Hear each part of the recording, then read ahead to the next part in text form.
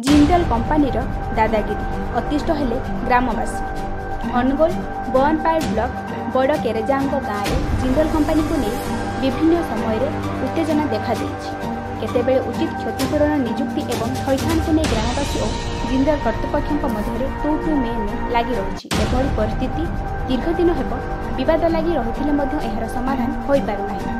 बड़ केरेजांग अंचल जिंदल कंपानी रे शह शह हेक्टर जमी अधिग्रहण होते क्षतिपूरण राशि और नियुक्ति ग्रामवासी मन में असंतोष निया उहुलुछि। जिंदल कंपानी मजिस्ट्रेट और पुलिस फोर्स मुतयन कर जोर जबर कार्य करुअछि बोली ग्रामवासी अभियोग कर लोकों घर विरोधी जो घटनास्थल में कांग्रेस नेत्री इंजीनियर सस्मिता बेहेरा, कांग्रेस नेता सुनील प्रधान, प्रबोध स्वाई, वरिष्ठ आईनजीवी सुदीप मिश्र जोगदे क्षतिग्रस्त प्रजा बैठक में आलोचना करी मजिस्ट्रेट बोअनपाड़ तहसीलदार एडिशनल एसपी एसपीओ निशा थाना अधिकारी सहित आलोचना करी जिला प्रशासन को निकट में त्रिपाक्षीय आलोचना ने कार्य करने प्रतिश्रुति देते।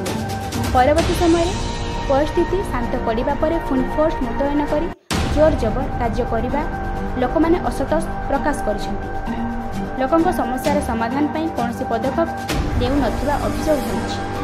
जिंदल कंपानी उत्तोलन कर कोटी कोटी टंका लाभ पाउछि। लोकों को सेमानक प्राप्य देबारे असुविधा कोठी रहिला बोली जमीहरा प्रश्न करिछथि।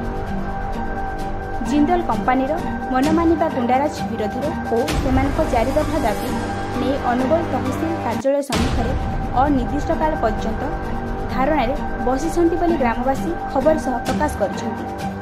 ब्यूरो रिपोर्ट आत्मलिक समाचार।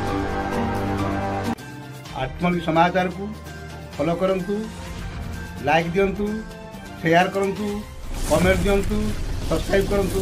आत्मलिक समाचार सहित जड़ी हंतु। रहिली नमस्कार।